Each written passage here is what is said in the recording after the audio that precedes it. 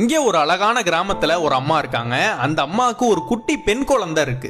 அந்த குழந்தைய ஆசையா செல்லமா வளர்க்க ஆரம்பிக்கிறாங்க.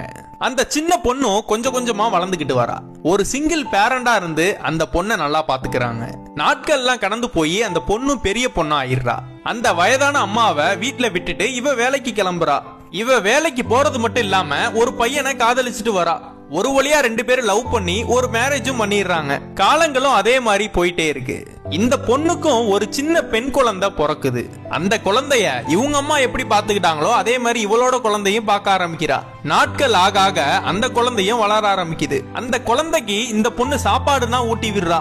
கொஞ்ச நாள் அப்புறம் அந்த பொண்ணு தனியா சாப்பிட ஆரம்பிச்சிருச்சு. இவங்க அம்மாவும் தனியா சாப்பிட ஆரம்பிச்சிட்டாங்க.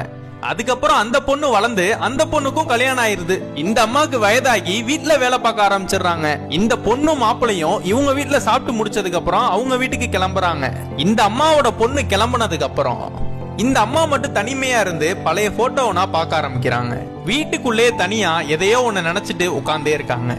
ஒரு நாள் அவங்க வீட்டை விட்டு கிளம்பி அவங்களோட சொந்த ஊருக்கு போலான்னு போறாங்க. பஸ்ல உட்காந்து போறப்ப அந்த அழகான ஊரை பாத்துக்கிட்டே போறாங்க. அந்த ஊருக்கு வந்ததுக்கு அப்புறம் பொறுமையா நடந்து அவங்க வீட்டுக்கு போறாங்க. இவங்க சின்ன வயசுல வாழ்ந்த வீட்டோட கதவை திறக்கிறாங்க. அந்த வீட்டுக்குள்ள வந்து உட்கார்ந்ததுக்கு அப்புறம் அந்த பழைய நினைவுகள்லாம் வர ஆரம்பிக்குது.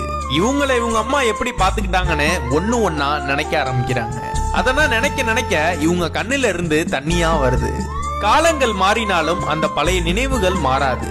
நமக்கு வயதாகி யாருமே இல்லாம ஒரு இடத்துல தனியா உட்காரும் போதுதான் நம்மள பெத்த பெற்றோரோட அருமை தெரியும்.